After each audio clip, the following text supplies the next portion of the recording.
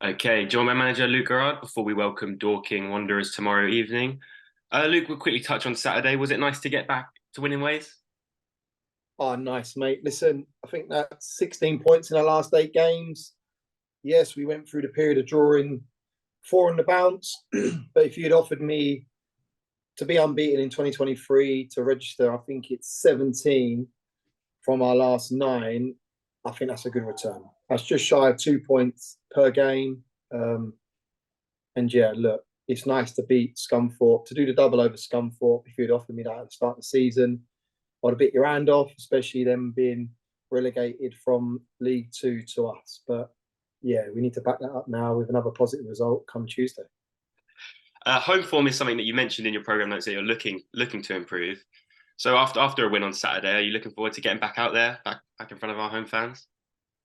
Of course, we need to. No one's hiding away from the home form. Our away form, I think we're in the top three away from home. I think we're currently 14th at home. And having a conversation with the chairman today, he alluded to the fact that the top seven are all in the top seven of the home form. So we do need to improve that. Hopefully, fingers crossed, we can get back to back wins in terms of when Dorking come to down on Tuesday evening. But yeah, for us, we have a number of games still to be played at Meadow Park, and if we go and mirror what we've done away from home, it will give us an opportunity to progress up the table and sort of be convincingly going into the playoffs as opposed to limping into it. Okay, let's look ahead to Dorking then. Obviously, recently promoted last season. What's been your assessment of them this year? A side that is very expansive, will go and attack teams, get on the front foot. You listen to interviews when you're leading up to games, and he had an interview going to Wrexham stating that he was going there to win a game of football. I witnessed that. I watched it. They got on the front foot in spells. They dominated. They got good personnel across their ranks. I think they've conceded the most goals, but again, they're a threat going forward. And I think he's done a fantastic job in the time he's been there as manager and owner. And what they've achieved is incredible. And I have huge respect for Mark. We're not foolish. We need to ensure that we're right on our game tomorrow, because they will go gung ho. They will go play expansive. They will go and get after you, and they will go and attack with an intent. And we need to ensure that we're defensively sound. And when given an opportunity to create in their half, yeah, we're a little bit more relentless and have a little bit of ruthlessness about us to go and put them to the sword.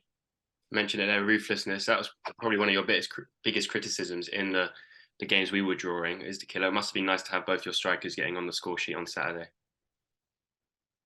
Yeah, again, we had opportunities. Lely on the first bit, Lely then again inside the 18-yard box, Marshy just before with a Chapman save.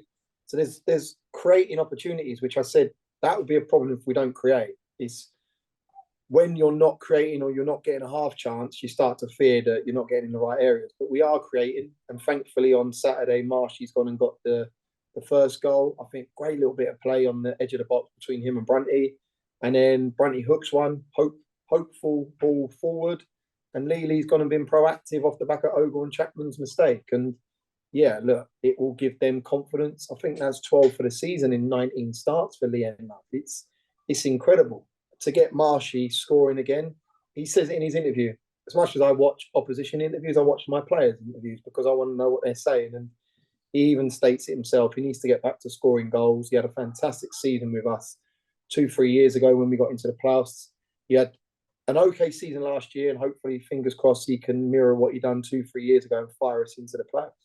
You mentioned also on Saturday how good it was to have Jammer and Rico back. Is the competition for places heating up now with those players coming back into the fold?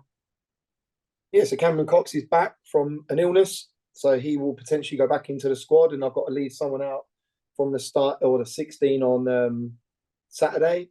But yeah, it's only going to bode well. Will Evans obviously still not available through suspension, so he's waiting in the wings. And then obviously we go to Oldham. I'll be leaving out two big hitters. If you look at that, we still got Dave Stevens coming back from an injury, Connor Stevens coming back from an injury. So yeah, we're in a good place. But I've always said that. I've said that to the chairman. I've said it to you on interviews. The boys look strong. We had a good session today. The ones that haven't obviously featured as much, they had a good, tough session today. Got a bit of work into them all. We've got a box clever with the ones that are playing week in, week out, the Saturday, Tuesdays. I'm just looking over my shoulder now on the monthly planner. It's not getting any easier, but the management of that I think has been really good. Our organisation on our match day, in terms of our match day -1 leading up to the games, has been positive, and we just need to back that up with another good result tomorrow evening. As said to the group, by hook or by crook, win a game of football, and that's what I'll be asking of them again tomorrow. Yeah, and just looking at the playoff race, currently sitting in 8th with a game in hand on Eastleigh in 7th. Is that an exciting challenge now coming into the run in? Is that an exciting proposition for you? Yeah.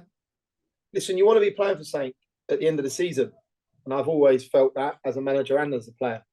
When you're coming into the business end of the season, you don't want to just peter out. You don't want lads having their towels on their sun loungers and having their sandals ready. You want to be fighting for something, preferably not at the bottom end of the table.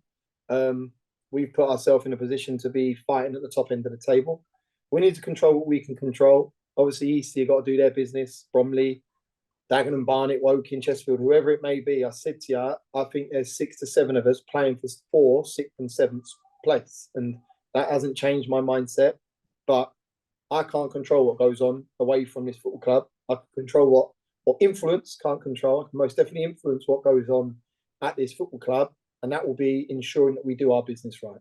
And if we are on our game, on our mettle, and we go and perform like we have done and continue the run we're on, we'll give ourselves a chance of getting in the playoffs. So fingers crossed, we can continue and remain unbeaten with wins on the board and not adding to our 13 draws. And let's hope that come the end of the season, we're not looking back in regret in terms of too many draws. But yeah, we've put ourselves in a good position.